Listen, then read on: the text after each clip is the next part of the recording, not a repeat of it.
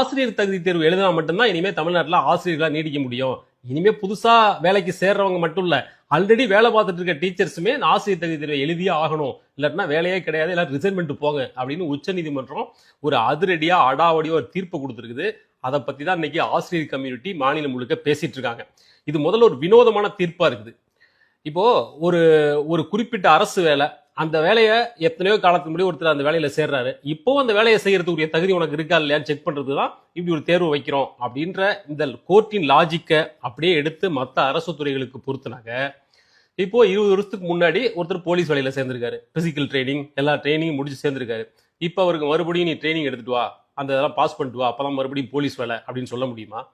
இப்போ யூபிஎஸ்சி எக்ஸாமை எத்தனையோ 1000 பேர் பாஸ் பண்ணி கிளியர் பண்ணி ஐஏஎஸ் ஆகுறாங்க, ஐபிஎஸ் ஆகுறாங்க, ஐஆர்எஸ் ஆகுறாங்க.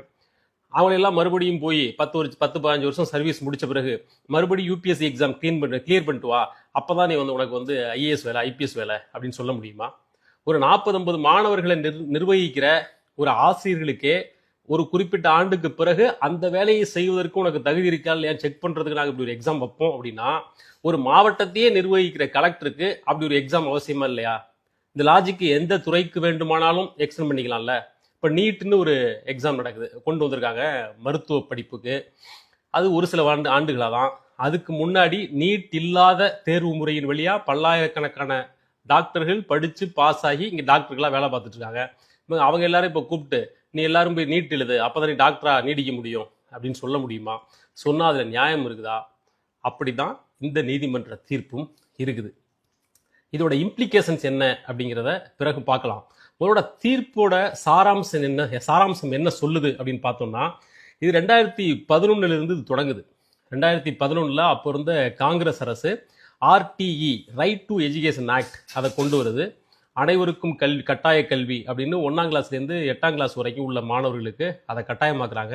அதுலேருந்து அந்த 8th வரைக்கும் ஆல் பாஸ் அப்படின்ற சிஸ்டமே அதை ஒட்டி தான் வருது. அதுக்கு பிறகு 2012 தமிழ்நாட்டிலேயே அது இம்ப்ளிமெண்ட் ஆகுது. இதே காலகட்டத்தில் ஆர்டிஇ கொண்டு வரப்பட்ட இதே காலகட்டத்தில் டீச்சர்ஸ் எலிஜிபிலிட்டி டெஸ்ட் டெட் அப்படிங்கிறத ஆல் இண்டியா லெவலில் கொண்டு வர்றாங்க. 2012க்கு பிறகு தமிழ்நாட்டிலையும் டீச்சர் வேலைக்கு டெட் எழுதி மட்டும்தான் தேர்வாக முடியும் அப்படின்ற கண்டிஷன் வருது. அதுக்கு முன்னாடி வரைக்கும் ஒன்று டிஆர்பி வழியாக போஸ்டிங் ஃபில் பண்ணாங்க, அப்படி இல்லாட்டினா சீனியாரிட்டி வழியாக ஃபில் பண்ணாங்க. 2012க்கு பிறகு தான் டெட் வருது. இது இப்படியே போயிட்டு இருக்கு. இதை ஒட்டி இந்த டெட்டை ஒட்டி பல வழக்குகள் இந்தியா முழுமைக்கும் வெவ்வேறு மாநிலங்களில் பதிவு செய்யப்படுது. இந்த டெட் எக்ஸாம் கட்டாயம் அப்படிங்கிறது சிறுபான்மை பள்ளிகளுக்கு பொருந்தாது அப்படின்னு ஒரு கேஸு. அப்புறம் பதவி உயர்வுக்கு டெட்டை கட்டாயமாக்க கூடாது அப்படின்னு ஒரு கேஸு. இந்த மாதிரி ஒரு 20 வழக்குகள்.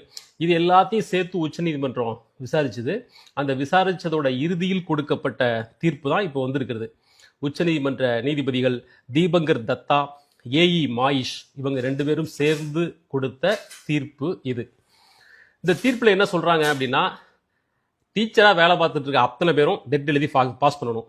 ஒரே ஒரு சலுகை தான், இன்னும் ரிட்டையர்மெண்ட் ஆகிறதுக்கு 5 வருஷம் தான் இருக்குது அப்படின்னா நீ எழுத வேண்டாம். 5 வருடங்களுக்கு மேலே ரிட்டையர்மெண்ட் ஏஜ் இருக்கு அப்படின்னா மீதி உள்ள அத்தனை பேரும் இதை எழுதணும். அதாவது கிட்டத்தட்ட ஒரு 55 வயசு அதுக்கு உட்பட்ட அத்தனை பேருமே டெட் எழுதணும். ஆல்ரெடி 2012க்கு பிறகு டெட் எழுதி வந்திருந்தா ஓகே, அப்படி இல்லாட்டினாக்க அத்தனை பேருமே டெட் தேர்வை கட்டாயம் கிளியர் செய்யணும் அப்படிங்கிறது தீர்ப்பு சொல்லுது. அதுக்கு அவங்க கொடுக்குற காலக்கெடுங்கிறது அடுத்த 2 வருஷம். அடுத்த 2 வருஷத்துல டெட் எழுதி எல்லாரும் பாஸ் பண்ணி ஆகணும். இல்லைன்னா எழுதுறோம், ஃபெயில் ஆகிட்டா என்ன அப்படின்னா வேலையை விட்டு போ, ரிசைன் பண்ணிட்டு போ. இது நான் சொல்லலை, ஜட்ஜு அப்படியே சொல்றாரு, ராஜினாமா செய்து விட்டு செல்லுங்கள் அப்படின்னு மேடையில் ஒரு அரசியல்வாதி பேசுவது போல அந்த தீர்ப்பின் பகுதி இருக்கிறது. ராஜினாமா பண்ணிட்டு போங்க அப்படின்னு. இது ரொம்ப அடாவடியா இருக்கு அப்படிங்கிறது ஒன்று. சரி, தீர்ப்போட மற்ற பகுதிகள் என்ன அப்படின்னு பார்த்தோம்னா, 2 வருஷத்துல எழுதி பாஸ் பண்ணி ஆகணும் டெட்டு, அப்படி இல்லைன்னா வேலையை விட்டு போயிடணும். வேலையை விட்டு செல்பவர்களுக்கு ஓய்வு கால பலன்கள் உண்டு. அது எல்லாரும் கிடையாது. ஓய்வு கால பலன்களை பெறுவதற்கு 30 வருஷம் சர்வீஸ் இருக்கணுமா. 25 வருஷம் தான் ஒருத்தருக்கு சர்வீஸ் இருக்குது. அவர் இப்போ டெட் எழுதி பாஸ் ஆக வேண்டிய கட்டாயத்தில் இருக்காரு. ஏன்னா அவர் டிஆர்பி மூலமா வந்தவர் அப்படின்னு வச்சுக்கோங்க. அவர் இந்த டெட்ல பாஸ் ஆகலை அப்படின்னா 25 வருஷம் சர்வீஸ் இருந்தாலும் கூட அவருக்கு ஓய்வு கால பலன்கள் கிடையாது. இப்படி இந்த தீர்ப்பு சொல்லுது. இப்போ அடுத்த 2 வருஷத்துல இப்போ தமிழ்நாட்டில் கிட்டத்தட்ட இது மூலமா 85,000 1 லட்சம் ஆசிரியர்கள் இந்த டெட் தேர்வு எழுத வேண்டிய கட்டாயத்தில் இருப்பதாக சொல்றாங்க. பலர் இப்போ இடைநிலை ஆசிரியர்கள் பட்டதாரி ஆசிரியர்கள் இருக்கிறாங்க, செகண்ட் கிரேட் டீச்சர்ஸ், பிடி டீச்சர்ஸ் இருக்கிறாங்க. இவங்க எல்லாருக்கும் இந்த தீர்ப்பு பொருந்தும் அப்படின்னு தெரிய வருது இதிலிருந்து. சில பிடி டீச்சர்ஸ் அவங்களுடைய பதவி உயர்வு மூலமாக ஹையர் செகண்டரி டீச்சராக போயிருக்கிறாங்க. அவங்களும் டெட் எழுதாதவங்க தான். அவங்களுக்கு இது பொருந்துமா இல்லையா அப்படிங்கிறது தீர்ப்பில் கிளியராக சொல்லப்படலை. ஸோ அந்த செக்ஷன் ஆசிரியர்களும் ஒரு குழப்பத்தில் இருக்காங்க. இப்படி ஒட்டுமொத்த தமிழக கல்வித்துறையையும் இந்த தீர்ப்பு ஒரு நிலைகுலைய வச்சு ஒரு ஒரு அன்ஸ்டேபிளான சுச்சுவேஷனாக ஆசிரியர்கள் கம்யூனிட்டி மத்தியில் இந்த தீர்ப்பு உருவாக்கியிருக்கு. இப்போ இவங்க அடுத்து வரப்போகிற 2 ஆண்டுகளுக்கு டெட் எக்ஸாம் எழுதி பாஸ் பண்ணுறதுல அவங்க கவனம் இருக்குமா?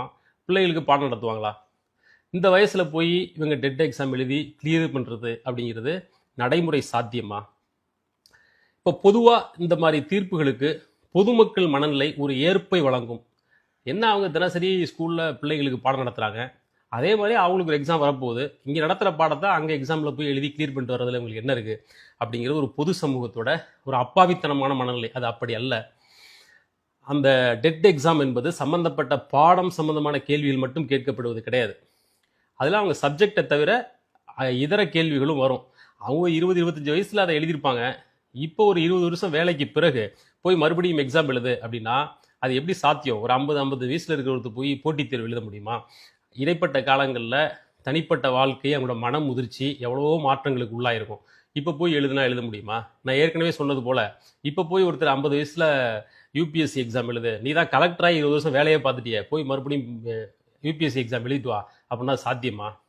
அதனால் இது ஒரு இல்லாஜிக்கலான அப்பாவித்தனமான கேள்வி. அது நடைமுறை சாத்தியமற்றது. மேபி அந்த 15-20 ஆண்டுகள் அந்த ஆசிரியர் குறிப்பிட்ட பள்ளியில் தொடர்ந்து வேலை பார்ப்பதன் மூலமாக அந்த குறிப்பிட்ட சப்ஜெக்டில் அவர் ரொம்ப எக்ஸல் பண்ணியிருப்பார். குறிப்பிட்ட சப்ஜெக்டில் ரொம்ப நாலேஜபிளாக உறுதியாக அவர் இருப்பார். அந்த குறிப்பிட்ட சப்ஜெக்டில் மேபி ஒரு எக்ஸாம் வச்சா அவங்க கிளியர் பண்ணுவாங்களா இருக்கும். அதை தவிர இந்த மாதிரி தேர்வு முறைகள் ஒட்டுமொத்தமாக டெட் எழுதி கிளியர் பண்ணாதான் வேலையே உனக்கு கண்டினியூ ஆகும் அப்படிங்கிறது முழுக்க அடாவடியாக தோன்றுகிறது. இன்னொன்று, இப்போ அரசு பள்ளி ஆசிரியர்களுக்கு டெட்டை கட்டாயமாக்குது இந்த உச்சநீதிமன்ற தீர்ப்பு. அப்போ தனியார் பள்ளி மாணவர்களுக்கு என்ன உங்கள்கிட்ட கட்டுப்பாடு இருக்குது? தனியார் பள்ளிகள் நாட்டில் ஒன்று 2 இல்லை, பல்லாயிரக்கணக்கான தனியார் பள்ளிகள் இருக்குது. பல லட்சக்கணக்கான மாணவர்கள் அதில் படிக்கிறாங்க. பசங்களுக்கு பாடம் நடத்துறதுக்கு டீச்சர்ஸுக்கு இப்படி ஒரு தகுதி வேணும் அப்படிங்கிறத கட்டாயமாக்குறீங்க அப்படின்னா அரசு பள்ளி மாணவர்களுக்கு பாடம் எடுக்க ஒரு ஆசிரியர்களுக்கு இருக்க வேண்டிய அந்த தகுதி தனியார் பள்ளி மாணவர்களுக்கு பாடம் எடுக்கக்கூடிய ஆசிரியர்களுக்கும் பொருந்தும் தானே? இவங்களும் மாணவர்கள் தானே. இவங்களுக்கு பாடம் எடுக்கக்கூடிய டீச்சர்ஸுக்கும் அந்த தகுதி வேணும்னு ஏன் நீங்கள் நிர்ணயிக்கல? தனியார் பள்ளிகளை மட்டும் ஏன் திறந்து விடுறீங்க? அங்கே மட்டும் ஏன் கட்டுப்பாடு இல்லை? இந்த கடிவாளங்களும் கிடுக்கிப்பிடிகளும் நெருக்கடிகளும் இறுக்கமும் ஏன் அந்த பக்கம் போறதில்லை? இப்போ வரைக்கும் உச்சநீதிமன்ற தீர்ப்போ அரசோ தனியார் பள்ளி ஆசிரியர்களுக்கு அப்படின்னு சொல்லி முறைப்படியான எந்த விதிகளையும் வகுக்கல. குறைந்தபட்சம் பிஎட் படிச்சிருந்தாதான் ஒரு பிரைவேட் ஸ்கூல் ஒருத்தர் டீச்சராக வேலைக்கு எடுக்கணும் அப்படின்ற அளவு கூட அவங்க பின்பற்றுறதில்லை. பல சிறு நகரங்களில் உள்ள தனியார் பள்ளிகளில் ஒரு டிகிரி படிக்கிறது மட்டும்தான் அளவுகோல். அப்படிதான் எடுத்து பாடம் நடத்த விடுறாங்க. அதெல்லாம் இது கண்டுக்கல.